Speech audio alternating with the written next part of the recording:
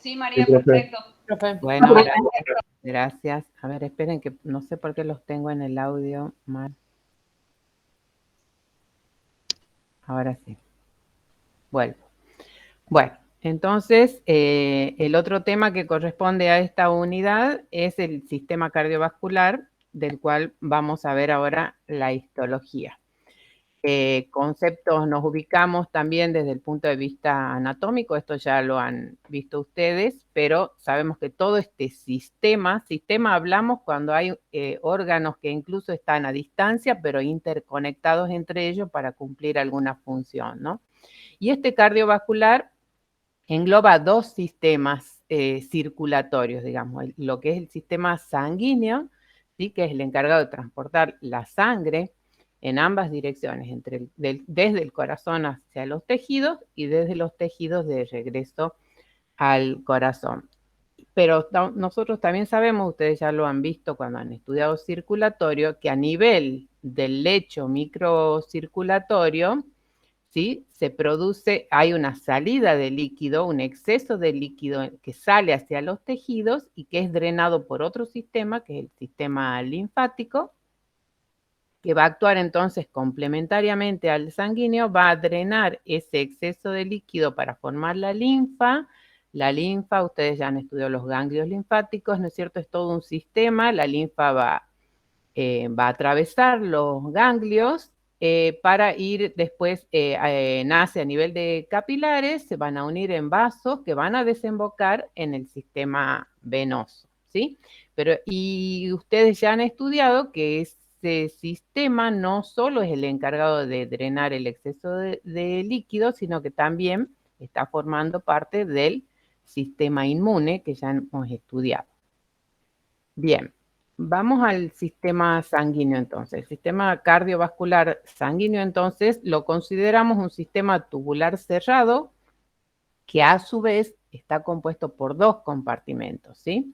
Unidos entre sí a través del corazón. Y esto también ya lo han visto bien en anatomía, pero sabemos que hay una circulación desde el corazón, que va a ser la que va a llevar la sangre hacia todos los tejidos, órganos y sistemas del organismo, ¿sí?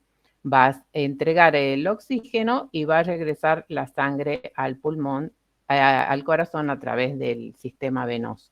Pero que por otro lado, sí, desde el corazón van a partir vasos hacia los pulmones para purificar justamente la sangre, traer el oxígeno, traer la sangre oxigenada desde el pulmón hacia el corazón, y a esto le llamamos circulación pulmonar o menor, y la otra sistémica o mayor.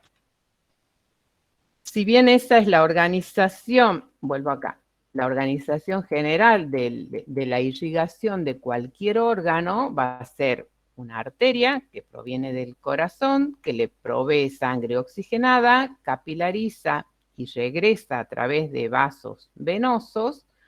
También han visto en anatomía que hay sistemas especiales en los cuales los vasos capilarizan 2 veces antes de regresar al corazón. O sea, el esquema general es que un vaso arterial capilarice y regresa un vaso venoso.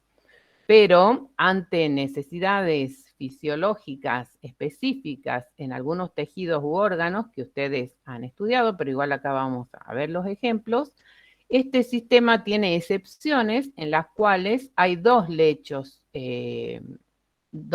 capilares, ¿sí? Cuando el vaso que une esos dos lechos capilares es una arteria, se llama sistema porta arterial, y cuando el vaso que comunica los dos lechos capilares es una vena, se llama sistema venoso, porta venoso, y ustedes ya conocen estos ejemplos. En el riñón hay una arteriola que ingresa al glomérulo, forma el glomérulo, digamos, ingresa, capilariza a nivel del glomérulo y sale como arteriola eferente.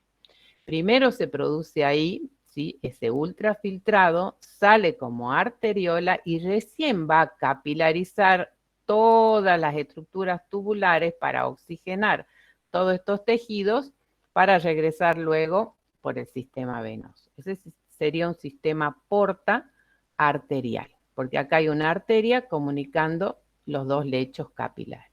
Y lo mismo pasa en el ejemplo que también ya han estudiado en anatomía, que es lo que ocurre en el hígado con el sistema porta-hepático. ¿Por qué? Porque acá también hay una arteria hepática que trae la sangre oxigenada al hígado y sale la vena hepática, pero también ustedes saben que a nivel del tubo digestivo, especialmente a nivel del intestino, ¿sí? Ahí se recoge la sangre que viene cargada, capilarizan, digamos, arterias que llegan, capilarizan, y capilares venosos van a recoger la sangre cargada de nutrientes, pero también de tóxicos, de sustancias que se deben metabolizar en el hígado, van a ser llevadas al hígado a través de la vena porta, que va a capilarizar a nivel del hígado. ¿Por qué? Porque tiene que presentar, que dar la posibilidad a todas esas sustancias de que se metabolicen, que tomen contacto con los hepatocitos, se metabolizan y también va a regresar por la circulación venosa. Entonces, acá hay una vena que comunica los dos lechos capilares y eso es entonces un ejemplo del sistema portavenoso. Bien, eso para repasar conceptos que, como les digo, ya han visto en anatomía. Vamos a ver cómo van a estudiar la histología de este sistema. Si nosotros lo vemos como sistema y vemos la bomba, la cámara, que es el corazón, y vemos los vasos, que son los encargados de llevar y traer la sangre hacia el corazón, todo tiene una estructura básica de 3 capas, ¿sí? Si vemos el corazón va a tener una capa interna que se va a llamar endocardio. Sabemos que la capa principal, que ustedes ya la han estudiado como tejido, es el miocardio, ¿sí? Y una capa externa, que es un pericardio, que es también una serosa, comparable a la que acaban de ver que recubre al pulmón. Acá hay también una serosa, por lo tanto tiene 2 capas. Ese pericardio tiene 2 capas y el pericardio, vamos a tener pericardio parietal y visceral. El visceral va a ser el epicardio, el que recubre directamente la capa del miocardio. Si comparamos esta estructura con los vasos que llegan a este corazón, también básicamente vamos a ver que los vasos sanguíneos van a tener también 3 capas. La capa interna se va a llamar túnica íntima, se llaman capas o túnicas íntima. Una capa media, que vamos a ver que está formada básicamente por fibras musculares y fibras colágenas y elásticas, y una túnica adventicia, que va a ser de básicamente tejido conectivo, la más externa. Vamos a ver cómo vamos a estudiar la estructura de esos vasos sanguíneos. Entonces, les diría que acá tenemos la estructura general, una túnica íntima, una túnica media y una túnica adventicia. ¿De qué está constituida entonces la túnica íntima? ¿Sí? La túnica íntima, todo vaso sanguíneo, ya lo han estudiado, está recubierto por un endotelio, que es un epitelio plano simple, que va a tener su lámina basal y un tejido conectivo que se va a llamar subendotelial. La túnica media, en general, les dije, esto va a ser muy variable según el calibre del vaso, pero va a estar formada principalmente por fibras musculares lisas y también por fibras del tejido conectivo, fibras colágenas, elásticas, reticulares y matriz, básicamente proteoglucano. Y la adventicia, que va a ser la más externa, tiene el tejido conectivo, y vamos a ver que en los grandes vasos, como esta pared va a ser tan gruesa, va a necesitar su propia irrigación y su propia inervación. En los grandes vasos, a nivel de la adventicia, vamos a poder apreciar la presencia de los vasos que irrigan al propio vaso, se llama vasa vasorum, y nervi vasculares. Lo que vamos a hacer ahora es un estudio comparativo de cómo van variando estas capas según el calibre de los vasos. Y lo mismo que acaban de ver en respiratorio, es un sistema que va adelgazando, digamos, el diámetro, con lo cual reduce, digamos, el calibre y la pared de cada vaso. Vamos a clasificarlos porque se clasifica con fines didácticos, pero existe toda esa transición gradual en todo lo que sería el árbol circulatorio. Primero vamos a distinguir las grandes diferencias histológicas que a priori se pueden establecer con respecto a las arterias y las venas, ¿sí? En general, las arterias van a presentar tejido elástico y vamos a ver que ese tejido elástico puede formar acá una membrana o lámina elástica o muchas capas según el calibre. Y por lo general este esquema les muestra la gran diferencia que hay en la proporción de cada una de las capas en lo que hace a la pared del vaso. La túnica media está mucho más desarrollada en las arterias que en una vena de aproximadamente el mismo calibre. Ustedes piensen que en la circulación casi siempre hay una arteria y una vena de aproximadamente el mismo calibre. Cuando las veamos juntas vamos a ver esta diferencia. La túnica media es mucho más prominente en las arterias y básicamente va a estar formada sobre todo por músculo liso. Eso va a hacer que el vaso casi siempre mantenga la forma redondeada en el corte. En cambio, en las venas, en general, la pared es más delgada, aunque se trate del mismo calibre. Recuerden que las venas transportan la sangre a bajas presiones. Las arterias soportan las altas presiones. Entonces, esto tiene que ver también con la importancia de esas fibras musculares lisas en la pared. Lo otro que pasa es que no se van a distinguir tan claramente las capas en las venas y proporcionalmente la túnica adventicia va a estar más desarrollada en las venas. Lo otro que vamos a ver, pero eso a veces se va a ver en el corte y a veces no, que las venas también pueden presentar válvulas, que son las que ayudan, digamos, al retorno venoso, a mantener la dirección que debe llevar la sangre venosa. Todo esto en general, y si lo vemos en un corte, como les decía, cuando vean una arteria con la vena que la acompaña, vamos a ver esas diferencias en la pared. Esta es la túnica media, esa que se colorea tan acidófila en una arteria, y acá en una vena la pared es mucho más difusa, no podemos marcar exactamente las capas. Vean que la luz de una arteria siempre tiende a mantenerse redondeada en los cortes, en cambio la vena, por tener una pared mucho más delgada, tiende a colapsarse o a deformarse esa luz. Lo mismo acá, a más aumento, la pared de una arteria comparada con la vena acompañante. Primero vamos a hablar de la importancia del endotelio y después vamos a ir a la clasificación de estos vasos. ¿Por qué es importante la célula endotelial? No solo está recubriendo lo que es el vaso, ¿sí? Con estas células que son alargadas, ¿sí? Las acaban de ver también la importancia que tienen ahí en el pulmón, ¿no? En contacto con, digamos, para producir el intercambio gaseoso. Han visto ahí los capilares, ¿no? Las células endoteliales son alargadas, planas, pero no solo están estableciendo la protección del vaso sanguíneo. Ya en las clases anteriores, en histopatología sobre todo, hemos hablado de sustancias que son segregadas por las células endoteliales. Son una fuente de sustancias que son muy importantes para mantener tanto la integridad como en procesos patológicos la expresión de receptores en su membrana, que es importante en el proceso migratorio, sobre todo de los leucocitos.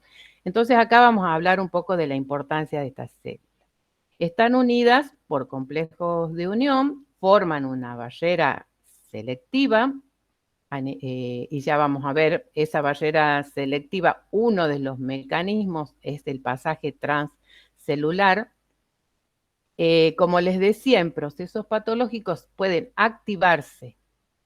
¿Qué quiere decir? Que se active la célula endotelial, que empezar a expresar distintos receptores, distintos ligandos en su membrana, pero también a producir sustancias que son importantes en los procesos patológicos. Expresan moléculas de adhesión, ya vamos a recordar, pero hemos hablado ya de las selectinas. y sintetizan una serie de sustancias que son importantes para mantener la integridad del mismo endotelio. Endotelinas, óxido nítrico, anticoagulantes, factores de crecimiento, y acá las vemos, acá las tenemos en un corte histológico, acá la vemos en un esquema, cómo se ubican en la pared del vaso, siguiendo el eje, digamos, longitudinal del vaso, y acá en una microscopía de barrido. Les decía, ese mantenimiento de la barrera de permeabilidad selectiva, según el tamaño y la carga que tengan las moléculas, va a ser el tipo de pasaje que va a ocurrir a través de estas células endoteliales. Puede haber difusión simple, como puede ser en el caso de gases, pero también es muy importante este pasaje que está graficado acá en este esquema, que es el pasaje transcelular, o sea, moléculas que atraviesan todo el citoplasma de la célula endotelial, que uno lo puede visualizar acá en un esquema o en una microscopía electrónica a través de la formación de esas vesículas pinocíticas. Pero también hay pasaje paracelular, también puede haber, o sea, entre las células, y ese pasaje ya hemos visto que ocurre cuando hay sobre todo migración de leucocitos, endocitosis mediada por receptores, o vamos a ver un tipo especial de capilares que tienen fenestraciones, que son poros en su pared que los hace más permeables. Pero esto para marcarles la importancia de la célula endotelial, no solo como el epitelio protector, sino como fuente de sustancias que intervienen en los distintos procesos patológicos. Este también es un esquema que les marca justamente eso, ¿sí? La síntesis de, las moléculas vasoactivas ya hemos dicho que van a actuar a nivel de ese endotelio, hemos hablado en la clase pasada, función de barrera selectiva, adhesión de leucocitos, mantenimiento del tono vascular, modificación de las LDL son las lipoproteínas que transportan el colesterol, y que la célula endotelial es capaz de oxidarlas, o sea, es muy importante. Ya vamos a ver más adelante qué pasa cuando tenemos elevado el colesterol, qué pasa a nivel de esa función que tienen las células de degradar, digamos, las LDL. Cuando el colesterol está aumentado, sabemos que puede haber daño a nivel de las arterias. Bueno, función endocrina y parácrina, que tiene que ver con toda la síntesis de esas sustancias que hemos visto, formar una barrera no trombógena, o sea, nosotros tenemos las plaquetas circulando dentro del vaso y sin embargo la célula endotelial es la encargada de sintetizar anticoagulantes y sustancias que hacen que se eviten los trombos, digamos, espontáneos. Bien, esto en cuanto a la importancia del endotelio. Este sería entonces el esquema de la clase que vamos a ver ahora para describir los distintos componentes de este sistema.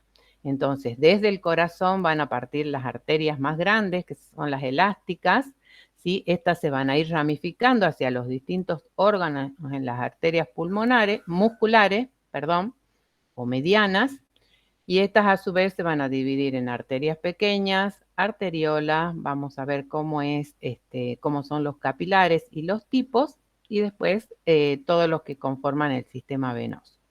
Entonces empecemos con las arterias elásticas, que como les digo son las más grandes, miden más de 1 centímetro de diámetro, son las que van a soportar las más altas presiones, ¿sí? En la salida son los vasos que salen del corazón, principalmente vamos a ver cortes de la aorta. Y entonces, ¿cuál va a ser la característica de cada una de estas capas? Hemos dicho la túnica íntima va a estar formada por el endotelio, que en el caso de las arterias elásticas vamos a ver que presenta unos cuerpos, ya lo vamos a ver en la microscopía electrónica, unos cuerpos de Weibel-Palade que tienen que ver con las sustancias que se producen dentro de estas células. La lámina basal, ¿sí? Y un tejido subendotelial que tiene tejido conectivo y fibras musculares lisas. La túnica media, que dijimos que es la más importante en las arterias, acá es muy prominente y está formada no solo por las células musculares lisas, sino que acá el tejido elástico, que es el que va a ayudar a resistir a las altas presiones, forma láminas, se llaman láminas o membranas fenestradas, ¿sí? Y están representados acá entre las fibras musculares lisas las membranas elásticas, el tejido elástico que forma así capas circunferenciales que le dan esa resistencia a las presiones. O sea, acá la característica va a ser la cantidad de láminas elásticas que vamos a encontrar en esa pared. Y la adventicia, que proporcionalmente va a ser más delgada, sí va a estar formada por todos los componentes de tejido conectivo, y por ser un vaso grande, acá también podemos ver los vasos de la vasa vasorum y nervios, o sea, su propia irrigación y su propia inervación. Este es un corte de aorta teñido con una de las tinciones especiales para fibras elásticas que les muestran esas capas, esas láminas que llamamos fenestradas de tejido elástico y que ven que son así como onduladas y están ocupando todo el espesor de la túnica media. Esa es la característica de estas arterias. Igual vamos a ver acá más cortes que tienen a mayor aumento, teñidos con hematoxilineosina. Esta primera capa, lámina elástica, que se llama lámina elástica interna, que está inmediatamente por debajo, está marcando el límite entre la túnica íntima y la media. En este caso está muy marcada, pero vamos a ver que por debajo de ella vamos a tener numerosas capas o láminas elásticas. En este caso es una hematoxilineosina, acá también a mayor aumento, y como ven, esta interna, esta lámina elástica interna, vamos a ver que cuando la arteria vaya disminuyendo su calibre, ese tejido elástico va a quedar circunscripto ahí a esa lámina interna. Si hacemos una tinción de orceína, ustedes ya han visto que estas fibras elásticas se colorean de marrón y es lo que se ve acá a mayor aumento. Les decía que una estructura característica dentro del endotelio, de las células endoteliales de estas arterias, se llaman cuerpos de Weibel-Palade. Solo lo vamos a ver con microscopía electrónica y son estos así, bastoniformes muy densos, que son muy importantes porque secretan dos sustancias muy importantes. Una es un factor de von Willebrand, que es muy importante en la adhesión plaquetaria al endotelio. Cuando hay una lesión endotelial, este factor lo que ayuda es a que las plaquetas se adhieran y formen el tapón plaquetario para resolver la lesión.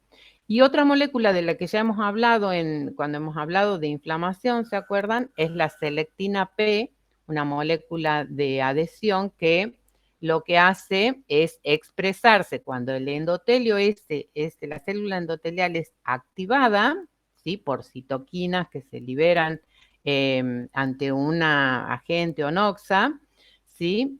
Esas citoquinas lo que hacen es activar a la célula endotelial contiene en esos cuerpos de Weibel-Palade también selectina P, entonces se va a hacer una redistribución de esas moléculas, se va a expresar en su superficie y eso era lo que ayudaba primero a la adhesión de los neutrófilos a la célula endotelial y recuerden después a través de las integrinas era que el neutrófilo era capaz de directamente adherirse a la célula endotelial y luego migrar respondiendo a sustancias vasoactivas que se acuerdan lo que hacían era separar esas células endotelial para que el neutrófilo migre entre las células, ¿sí? Este es el pasaje que dijimos paracelular.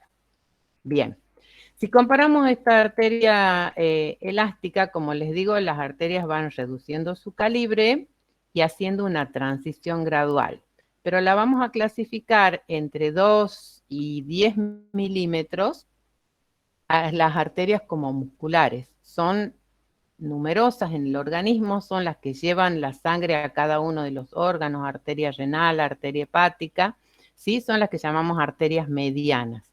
¿Cómo va a ser la pared de una arteria mediana? Vamos a tener la túnica íntima con el endotelio, el tejido subendotelial, la túnica media, ¿sí?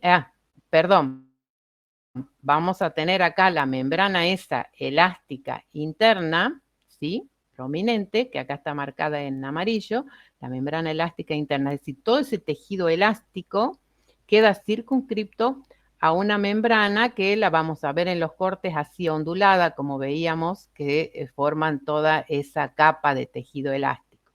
La túnica media en la que van a predominar las fibras musculares lisas, que ahí ustedes las ven con las características que han estudiado el músculo liso, ¿sí? Con las células alargadas y el núcleo acompañando la forma de esas fibras, y la túnica adventicia formada por tejido conectivo.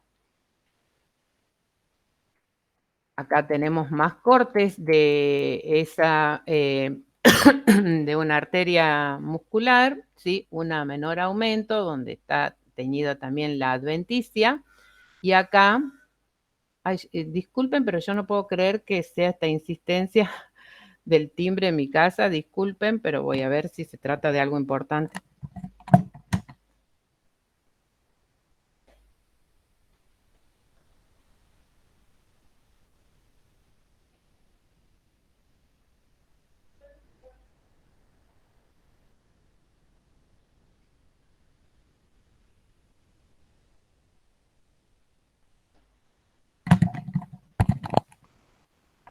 Mil disculpas, pero estoy sola y me estaba volviendo loca el timbre. Bien.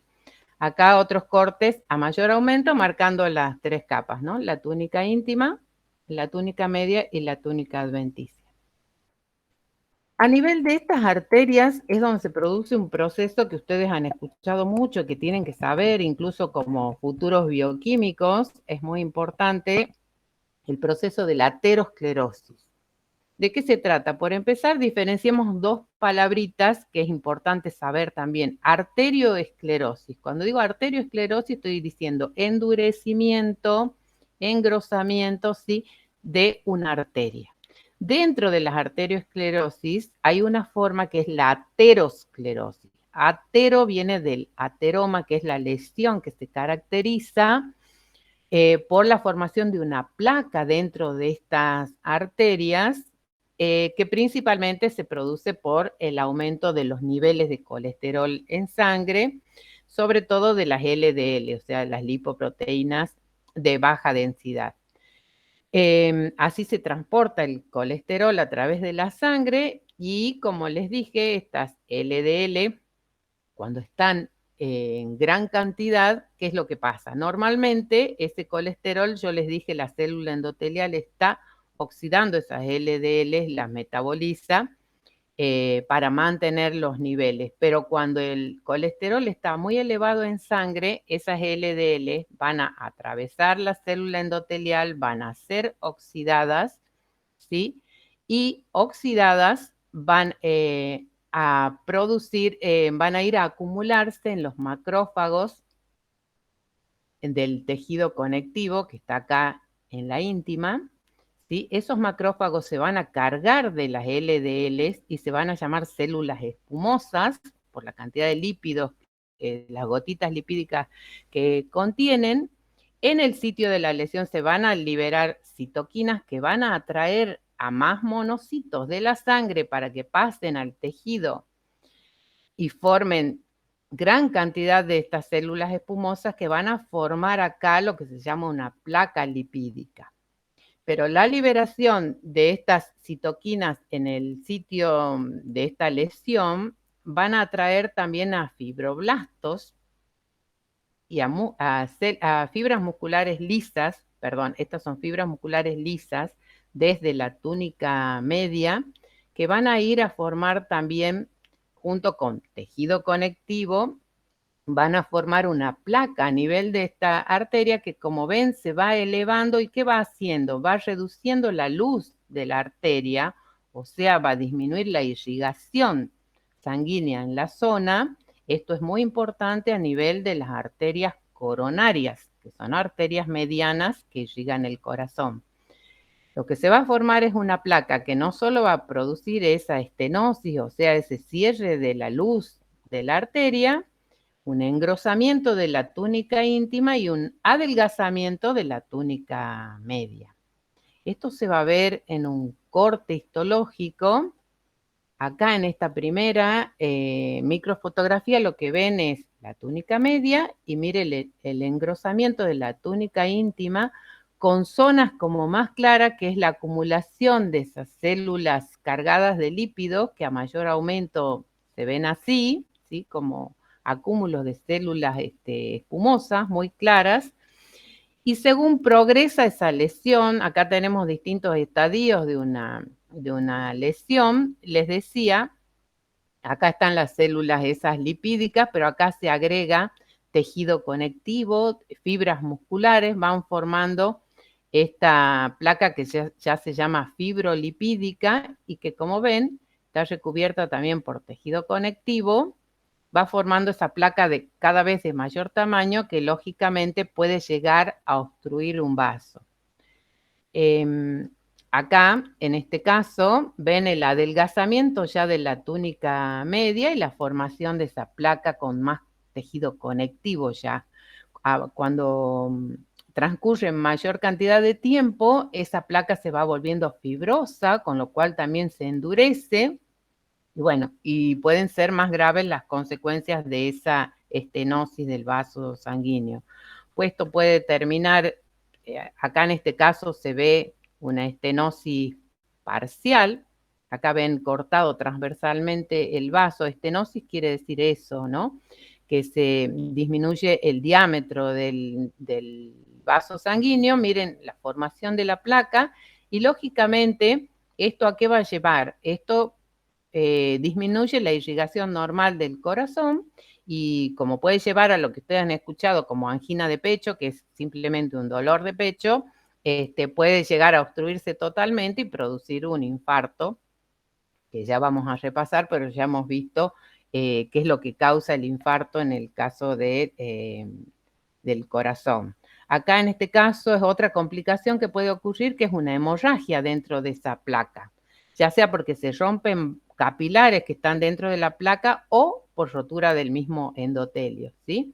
Con lo cual es mucho más grave porque esto formaría un trombo que también puede tener consecuencias graves. Como les digo, lo que ustedes conocen como angina de pecho o como infarto.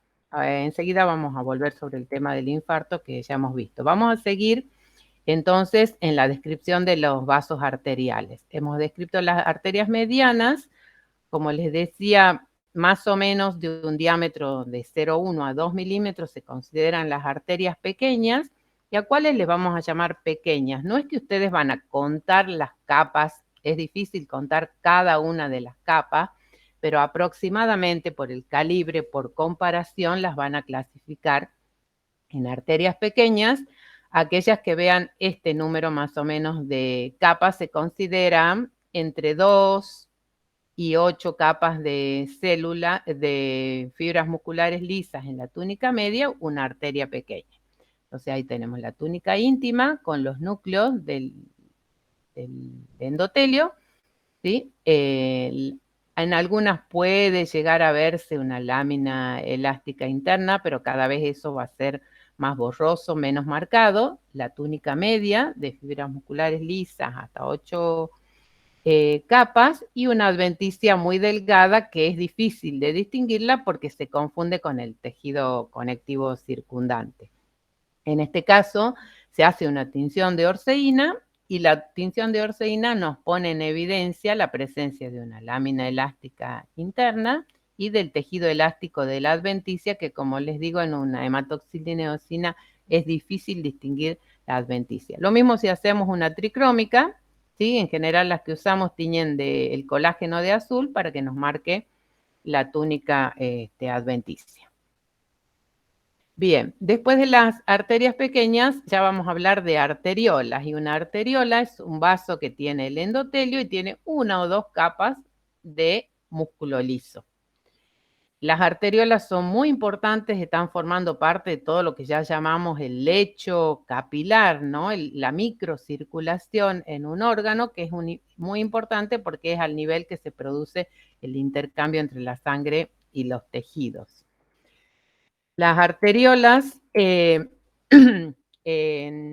acá tenemos, siempre van a estar, como les digo, en ese lecho microvascular, van a estar acompañadas de las vénulas, que son los vasos aproximadamente del mismo calibre que las acompañan, y seguramente de capilares. Ya vamos a hablar de toda la microcirculación.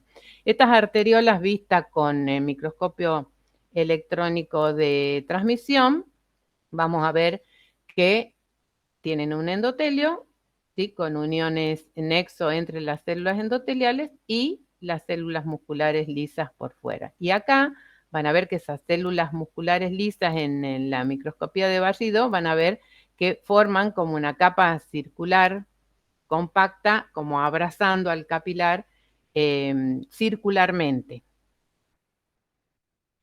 Ese músculo liso es muy importante porque es el que está regulando el flujo de sangre en un lecho capilar, ¿sí? La arteriola, ¿sí? Es la que luego ya en el lecho capilar, ¿sí? Se va a dividir para formar los capilares arteriales, pues los capilares venosos que se van a reunir en la vénula postcapilar.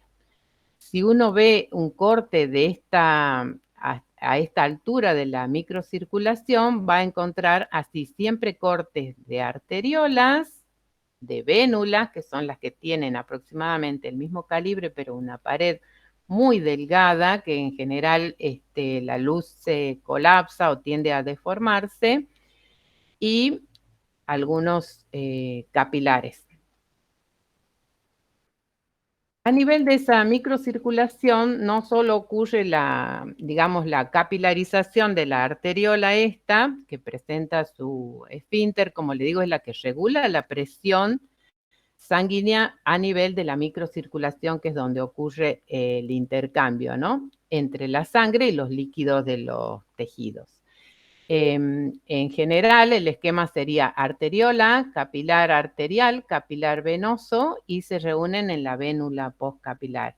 Pero hay excepciones en el organismo en el que ocurren estas anastomosis arteriovenosas donde no capilariza, sino directamente de una arteriola vuelca, es drenada por una vénula, o la presencia de una metaarteriola, que son estas arteriolas terminales que tienen una estructura intermedia entre arteriolas y capilares. Son excepciones al esquema general de la microcirculación, que supongo que los vieron en anatomía. Bien, hasta acá entonces hemos hablado de las arterias elásticas, las musculares, las pequeñas y las arteriolas.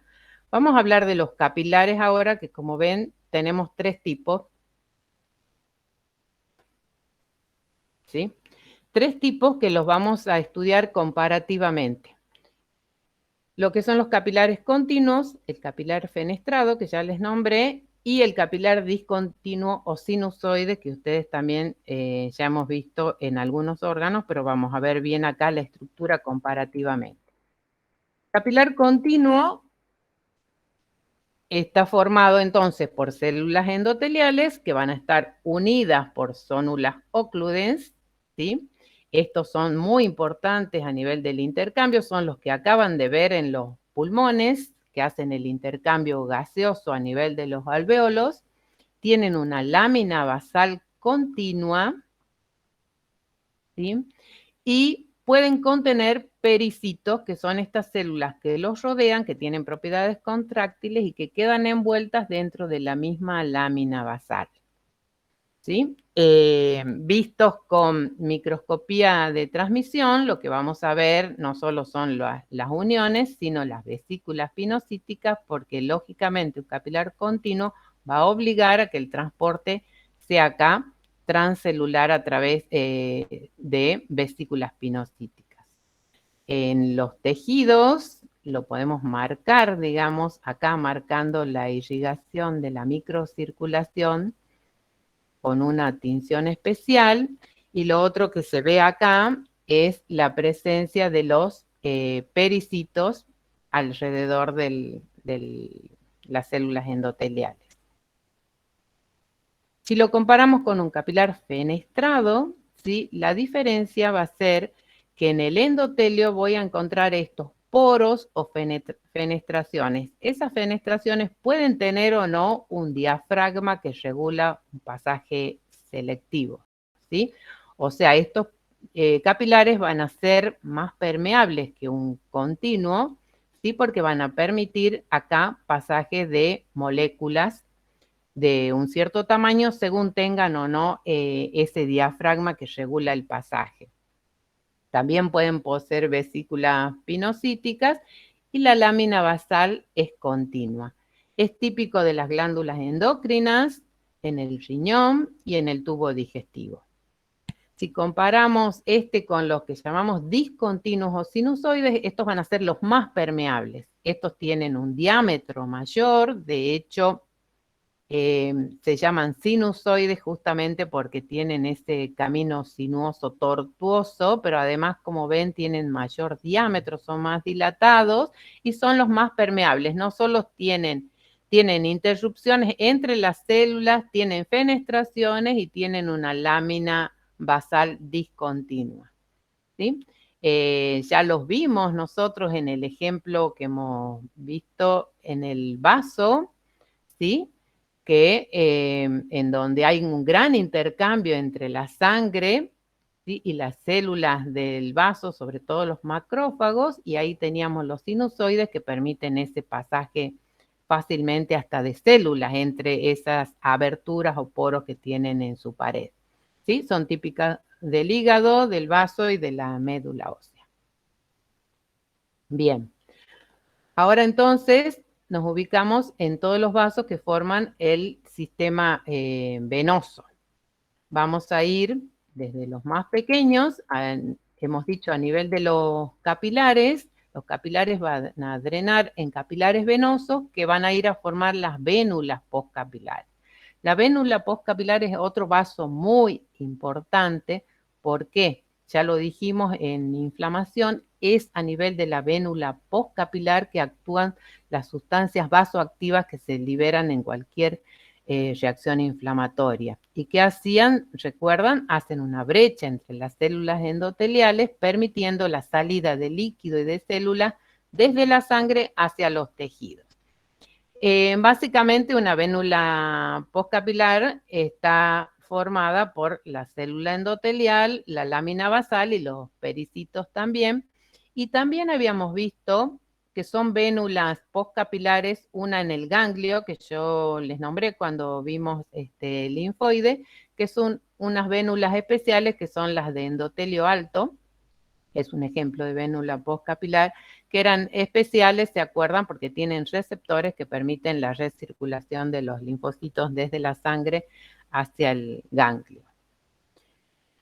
Bien, a partir de las vénulas postcapilares, estas se van a ir reuniendo en lo que llamamos vénulas musculares y venas pequeñas. Muchas veces, como les digo, es difícil marcar esta división, es una transición gradual, pero ustedes van a ir viendo que a cualquier arteriola que es fácil de identificar, porque la arteriola tiene una pared muscular y mantiene la forma, van a buscar en los preparados que los acompaña una vénula, ¿sí?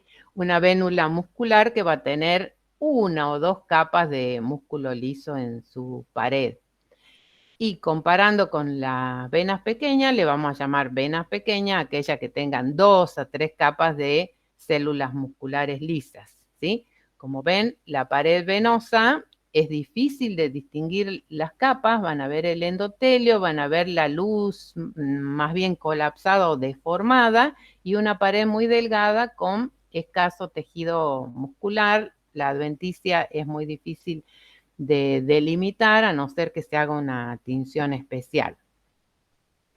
Estas se van a reunir en las arterias, en las venas medianas, y la vena mediana entonces va a tener esta estructura, túnica íntima. Recuerden que en general las venas tienen poco desarrollada la túnica media y relativamente más gruesa la túnica adventicia, y que pueden presentar válvulas en su interior para evitar el reflujo de sangre.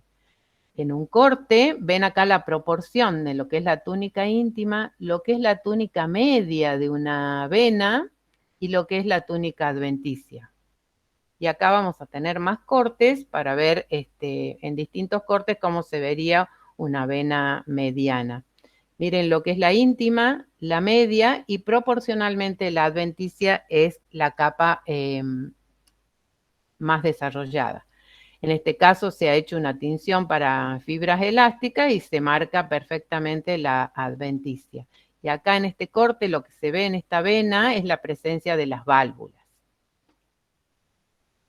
Bien, para llegar a las venas grandes van a ser las de mayor de 10 milímetros o de 1 centímetro, o sea, las que acompañan a las grandes arterias, y proporcionalmente acá que vamos a ver la túnica íntima formada por el endotelio, el tejido conectivo subendotelial, una túnica media más bien delgada y una túnica adventicia muy desarrollada, gruesa, con tejido conectivo, pero vean que el tejido conectivo envuelve a haces de músculo, fibras musculares lisas que están dispuestas longitudinalmente, tejido conectivo y obviamente que este vaso, que es también de gran calibre, va a tener en esa adventicia vasa vasorum y nervios.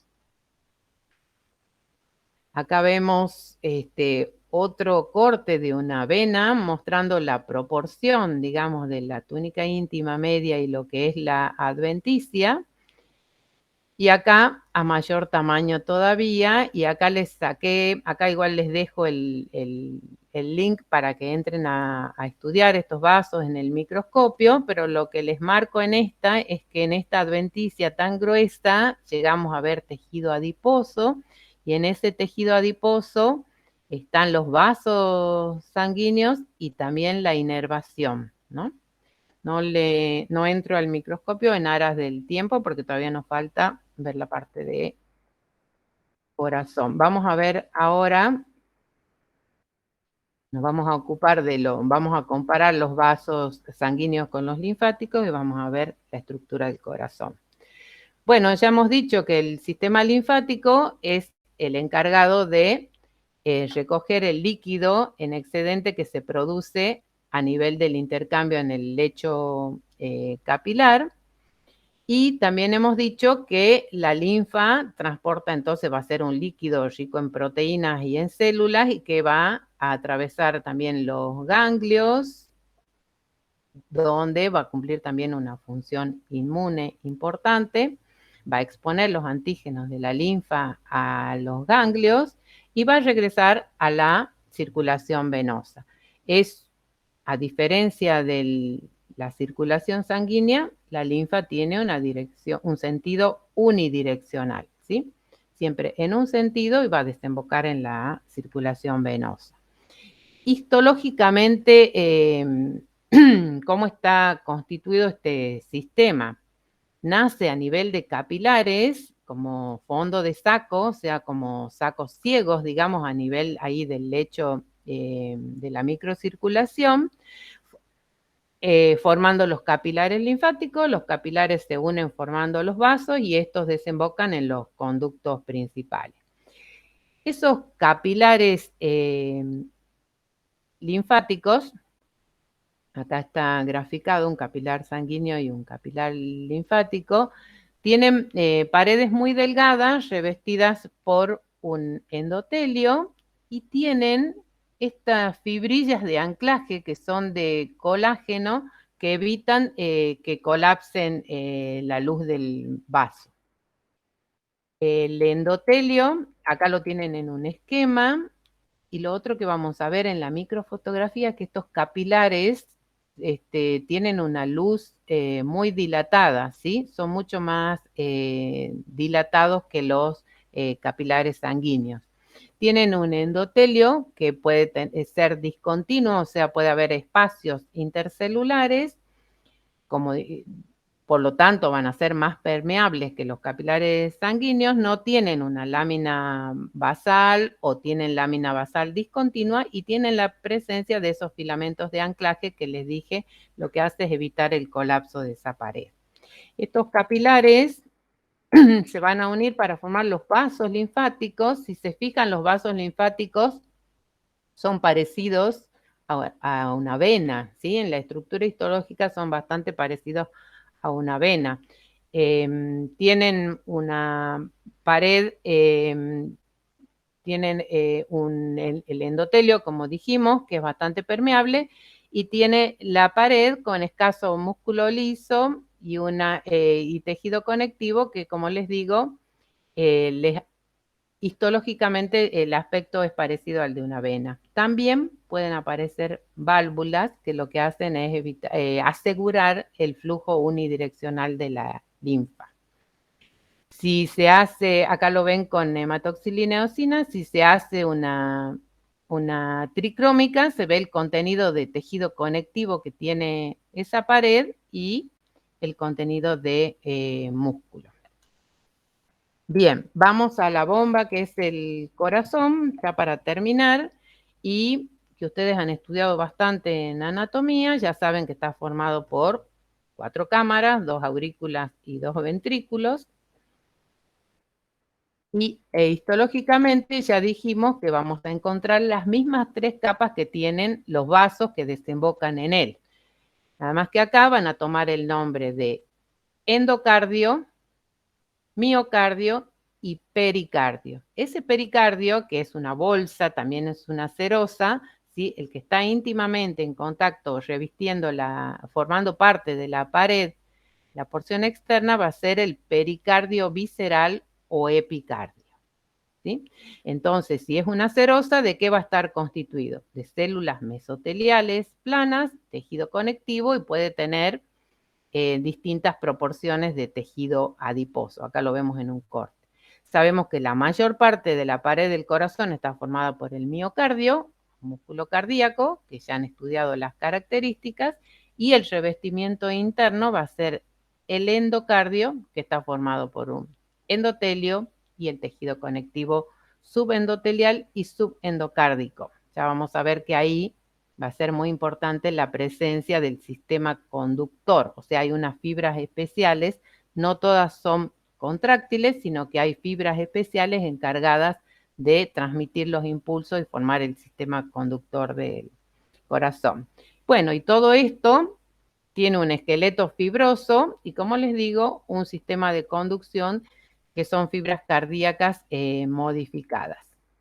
Veamos con mayor detalle lo que es el endocardio. Entonces, es la capa interna, está formada por células endoteliales planas, una capa media de fibras colágenas y elásticas y una capa que se llama subendocárdica de fibras colágenas donde se van a ubicar las fibras de Purkinje que son del sistema de conducción. Y esto más internamente ya se ve la pared del miocardio. El miocardio, bueno, es la capa más prominente, está formada por el músculo estriado cardíaco y lógicamente va a ser mucho más gruesa en los ventrículos que en las aurículas, por lo que dijimos, por las presiones a las que están sometidos, y va a ser más gruesa en el ventrículo derecho, perdón, es más gruesa en el ventrículo izquierdo que en el ventrículo derecho, ¿sí?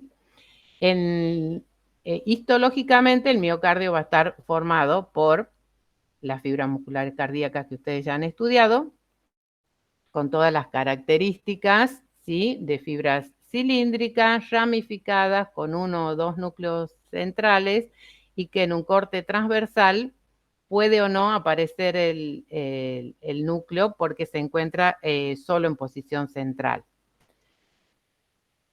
Las diferencias entre aurículas y ventrículos se puede ver acá en este corte, ¿sí? Donde pasamos del ventrículo a la pared de la aurícula y van a ver que va a ser mucho más delgada y esto es porque las fibras que lo constituyen también son de mucho mayor diámetro en el ventrículo, incluso en el corte se pueden ver Esto es a igual aumento el corte del ventrículo comparado con el de la aurícula para que vean la diferencia en el diámetro.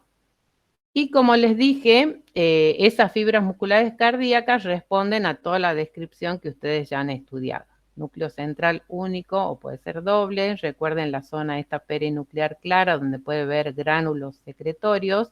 ¿Sí? Recuerden que también la fibra muscular cardíaca es secretora, secreta el péptido natriurético que interviene en la regulación de la presión arterial. Es estriado, se pueden ver los discos intercalares y acá las características al nivel del microscopio electrónico de transmisión. El núcleo, los gránulos, la cantidad de mitocondrias, bueno, todo lo que han estudiado en músculo cardíaco. Lo mismo acá, tienen otro esquema y otra microfotografía donde están señalados sobre todo los discos intercalares. Recuerden que los discos intercalares están formando complejos de unión que tienen esa forma escalariforme en donde se van sucediendo todos los tipos de unión que hacen que las fibras musculares cardíacas funcionen como un sinsitio, o sea, la contracción y la dilatación son rítmicas en todo el corazón, sístole y diástole. A nivel del miocardio, la alteración, la patología más relevante que podemos comentar es el infarto y que ya lo vimos en la clase de histopatología. Recuerden, el infarto se produce por una isquemia, o sea, por una falla en la irrigación en un determinado tiempo, y las fibras musculares cardíacas que no reciben adecuada oxigenación mueren. Y lo que se puede ver en un corte histológico pasada la muerte celular son los signos que hemos estudiado de necrosis por coagulación. Es decir, la zona infartada va a presentar, va a mantener más o menos la forma de esas fibras, porque mueren por necrosis coagulativa, se tornan hipereosinófilas y lógicamente vamos a ver, no se van a ver núcleos o se van a ver signos de muerte celular en el núcleo como cariolisis, cariopignosis o cariorexis. Y lo otro que habíamos estudiado en necrosis es que pasado el tiempo, lo que sigue a un proceso de necrótico es una reacción inflamatoria secundaria que se puede ver acá en este caso por la presencia de un infiltrado leucocitario que viene a eliminar las células muertas y a formar seguramente una cicatriz a partir de tejido conectivo, que era la reparación. Bien, lo que nos queda es la última capa, que es el epicardio o pericardio visceral, ¿sí? Como dijimos, el pericardio tiene dos capas, la visceral, que es el epicardio, y la parietal, que es el pericardio parietal. Histológicamente, la parte externa del corazón entonces tiene esas células mesoteliales planas, tiene tejido conectivo, podemos ver vasos sanguíneos ahí y cantidades variables de tejido adiposo que también son de protección para un órgano que es vital.